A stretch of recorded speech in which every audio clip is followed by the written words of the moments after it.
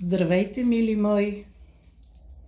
Дали сте чували, че нашите съдби се определят от нашите характери, а нашите характери се определят от навиците ни, които пък от своя страна се определят от нашите мисли, думи и действия?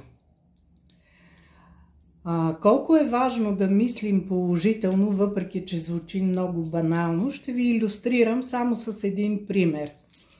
Представете си, че държите в ръката си лимон, той уха е свежо, жълт, разрязвате го на две и едната половинка захапвате и усещате свежия киселичък, остър сок на лимона в устата си.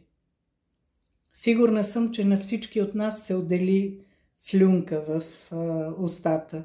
И това е така, защото мислите въздействат на нашето подсъзнание, на нашия мозък, който не може да определи кое е истина и кое е просто една мисъл. Кое е реалност и кое е една мисъл. Така че, мили мои, мислете положително, защото тогава в организма се отделят специфични ензими, хормони, жлезите секретират и има естествени такива вещества, които повишават настроението и които, това са ендорфини, допамини и така нататък.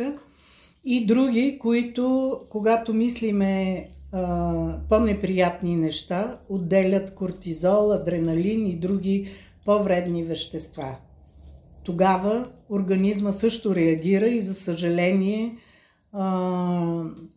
кортизола е хормона на стреса и тогава нещата се влошават в нашия организъм и тогава говорим и за психосоматика.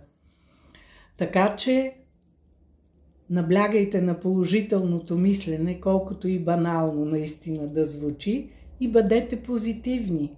Успех!